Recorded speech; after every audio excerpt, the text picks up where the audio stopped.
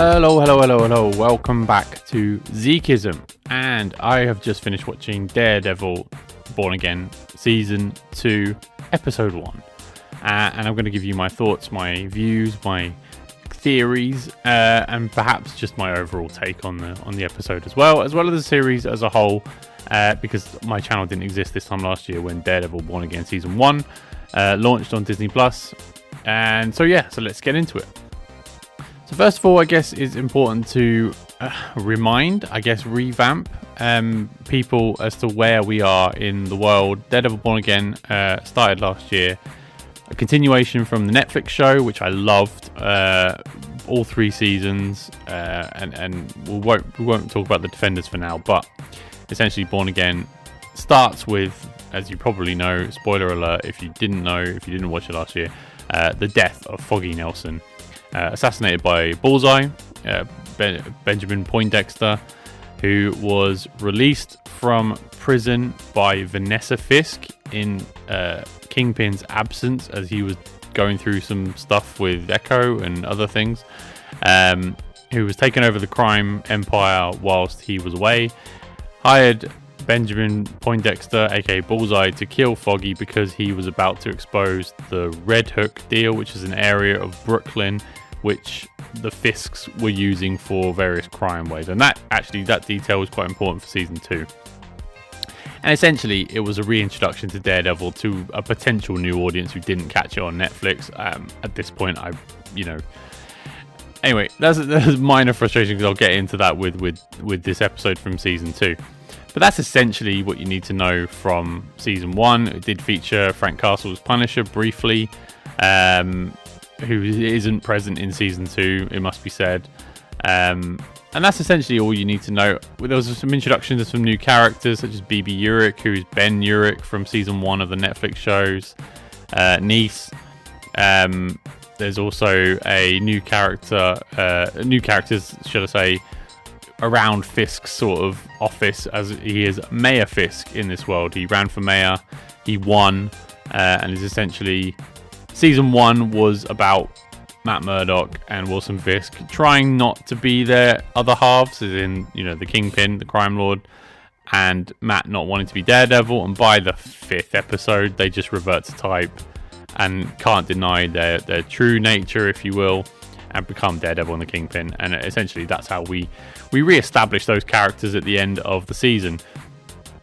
So to this episode now, episode 1 of season 2, it opens with an inciting incident involving Daredevil, that basically he thwarts something to do and trying to send a message to Wilson Fisk in the meantime. This incident brings Matthew Lillard's character called Mr. Charles, which is clearly a code name of some sorts, and we only refer to him as being from Langley, so you can assume CIA, I think. And he is representing some rich benefactors who are using his port in Brooklyn area that he gained or leveraged in season 1, and he run basically criminal enterprises off the back of it, and that's what brings Mr. Charles in. He's sort of leaning on Wilson a little bit, as in representing those rich people that obviously he's doing business with illegally. He's the Kingpin. He's Mayor Kingpin, yes, of course. And we see a lot of the BB reports where, obviously she is working for Fisk and Michael Gandolfini's character in the comms department, promoting Fisk's reign as mayor in a popular light, but we know she's actually a double agent. She's actually trying to unearth dirt on him in the meantime, and you feel like that's going to, come to a head at some point during this season. Anyway, the popularity that Kingpin represents is because he's very anti-vigilante, and the crime, which obviously he's in control of, is down in the city. So they believe he is a great mayor. They believe he is doing a good job, and that's the world we live in New York in this show. Matt and Karen are public enemy number 1, as in all vigilantes. They are on the run. There's posters up over New York trying to hunt them down. But they are also, again, spoiler, romantically involved as well at this point as well. Whilst they've been on the run, they are hiding out in Josie's bar. That's basically sort of, ground zero for them. And they are romantically linked as well. And that's pretty much it in terms of a setup for it. Oh, and Kirsten McDuffie, Matt's legal firm partner, doesn't know Matt's okay. Hasn't heard from Matt since the Anti-Vigilante Task Force targeted Matt Murdock.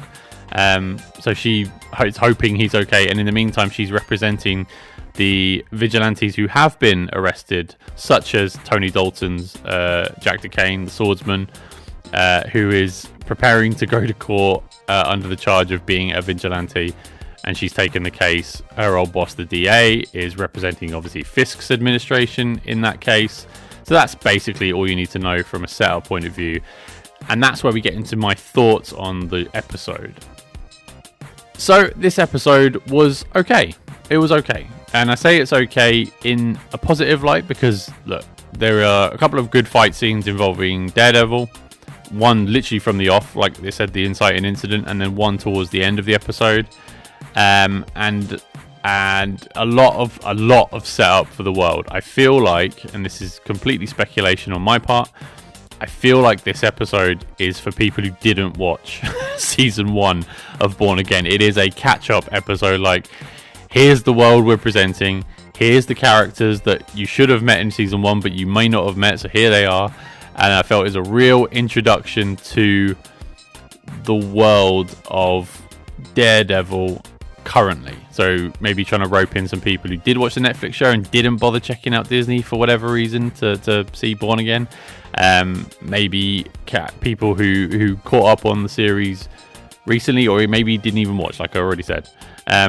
So that was a minor frustration for me because I thought, I do know all this. I did rewatch season 1, in the last couple of weeks in preparation for this release, so I didn't really need to be caught up as much. And they already had a before the episode starts, a catch up as to what happened in season 1 in case you didn't watch. So that's a minor frustration on my part. Other than that, I sort of think they're setting up some things that I think are going to pay off big time come the end of the series. I really do. And without spoiling what they are, I think obviously you're going to see Wilson Fisk and Matt Murdock come to a head. I think the Vigilante Task Force is presented as a just lawless threat throughout the episode. The inciting incident, as I said at the beginning of the episode, results in some on-the-run personnel, and the fact that the task force is sent by Fisk to hunt them down means that they go to drastic means in order to try to curb the risk that they pose to his administration. And yeah, I mean, without getting political, you can see the parallels that they're masking here. But the methods, I think you can see that they are going to be such a huge threat in this season for sure. We get a minor glimpse of a very, very popular villain towards the end of the episode as well. And it's going to be interesting. His arc, I think, is probably going to be the one I'm the most interested in, apart from Matt's, obviously, and Daredevil's, and obviously Fisk's. But again, it was a setup episode primarily.